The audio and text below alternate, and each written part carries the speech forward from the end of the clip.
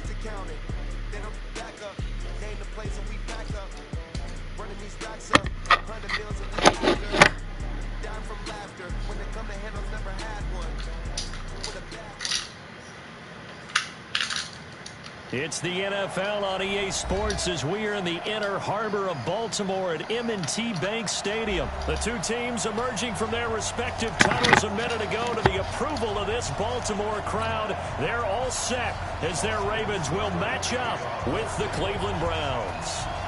Here's the former Sooner Austin Seibert to get this one started. And off we go from M&T Bank Stadium. This is fielded a couple yards deep.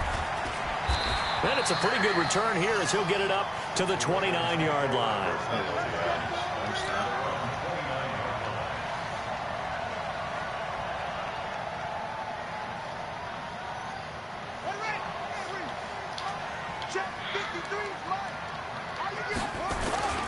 And the former Heisman winner, this is Mark Ingram. The game's first play produces 6 yards, brings up second down.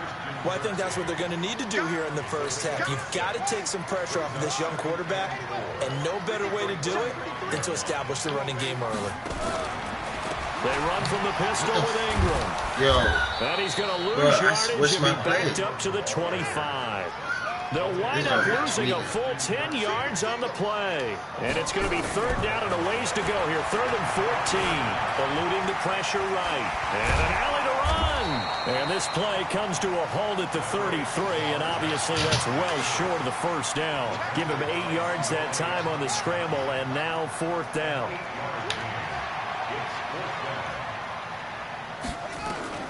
They'll indeed go for it with Jackson being chased out left. He gets it to Brown, complete. And he'll be taken down, but not before they work it across midfield. Tell you how I did 21 yards there. A big play on fourth down. You have to so a first and 10 upcoming from Browns territory now at the 47. Who you want to throw it? You want to throw it to the right of him? It's Mark Ingram. Put that jump to the right. You want to throw it to the left. Do that jump to the left. Stop him behind the line. Yikes, a 4-yard loss really sets him back now for second down. Throwing on second and 14. Jackson escaping the pressure right. And this is incomplete. He was looking for Nick Boyle that time. And it's third down. Don't do it like that. An incomplete pass on that last play, and that means they'll need to come up with something here on third down. Throwing is Jackson. Open man is the tight end, Nick Boyle. And they're going to have another first down as he's going to be tackled at the Browns' 28.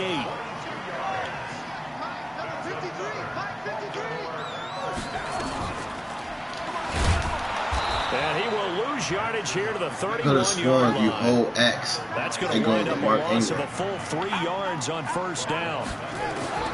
Now on second and 13, Jackson. I don't think there's any doubt that if it's me, I'd be really cautious about continuing to call this play because you got to know, defenders, if they get a free shot at the QB, they want to take it, and they want to take it big. And they got it there on the option play for a loss.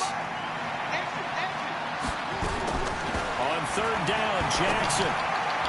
And that is incomplete. Nice play there to force the incompletion. And to me, one thing's for sure.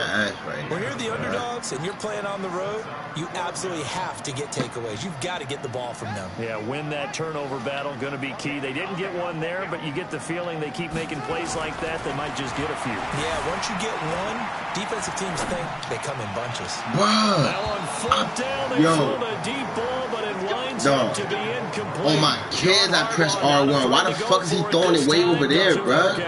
And on the opening drive of the afternoon, the defense forces a turnover on I swear to God, bro. This game's weakened like shit. First and 10. Lamar Jackson can throw on the run. Like, first carry for Nick Chubb. That's good for a Cleveland first down, an 11-yard pickup. And there we see an early burst that makes him one of the leading rushers in the league. Well, I want you to know, I listened to you yesterday when we were watching film. You said right down the word vision for him. It was on display there, wasn't it? It certainly was, because he allows the blocks to set up in front of him. And if that continues, it'll be a long afternoon for those guys trying to play some defense. Now throwing on first down and completing it. And he slips up past the 45 before being tackled. That's good for a Cleveland first down, an 11-yard pickup.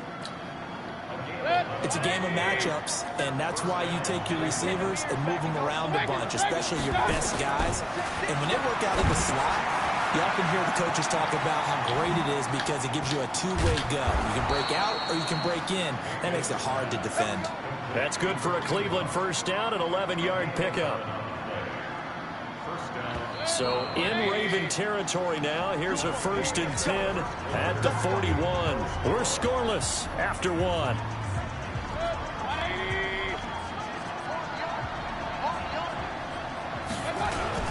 On first down, they'll run with Chubb. They'll fight forward for a couple down inside the 40. They tried a quick hitter inside, but that one was swallowed up because what they're hoping, those big defensive linemen will take the bait and move laterally and open up a crease that they can run through. Didn't happen on that play. From the 39, Mayfield got an open man. That's David Njoku, the tight end. I don't understand how he was wide open. I really don't. Cleveland. David Njoku. 39 yards. I'm about to come back. I'm about to get my bag now. First out of the scoreboard here this afternoon. Extra point by Seibert. Hope you enjoy that touchdown, bro. Now a 7-0 game. Real live. Hope you enjoy that touchdown. Following the touchdown, here's Seibert now to kick it off. That's fielded in the end zone. And all that work, but he stopped where he ultimately would have been, and he's simply taken a knee, and that's the 25-yard line. The Baltimore offense at the line, set to get going. And on the last drive, they were in field goal range. They just opted not to kick it, didn't get it. How does that change the mentality this go-around? I don't think it changes much for the head coach because this is what he preaches all the time. Attack at all times in any spot on the field, and he likes touchdowns, not field goals. Now, your field goal kicker, you got to make sure you nurse him through and say, okay, don't worry about it. When we need you, you got to be ready to go. And the team, of course, loves to see points on the board. So let's see if it changes a little bit in the same spot again. We'll see what the decision is here if they get to that spot. Line of scrimmage, the 37 on first and 10. Ingram. And down he goes at the 45 after a pickup of 9. Every time.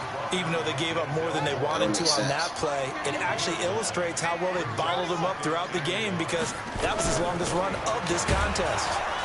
And this time not as successful as he'll get back to the line of scrimmage and no more. On 3rd and 1, Jackson flushed out right. He may try and run for this. He's got the first down and more inside the 40. Lamar Jackson, such a threat with those legs, able to improvise and get the first. All runs on this drive so far. It's 1st and 10. And a pitch to Ingram. And they're able to get this one past the 30 to the 25-yard line. It's a pickup of 11 and a Baltimore first down. 2 minutes on the clock, second quarter, 7-0 ball game.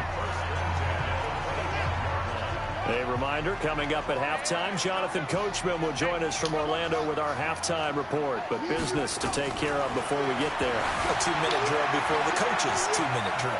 He'll run it, and he'll be out of bounds as he gets this down to about the 21 or 22. He'll get 5 out of the scramble. It's second down.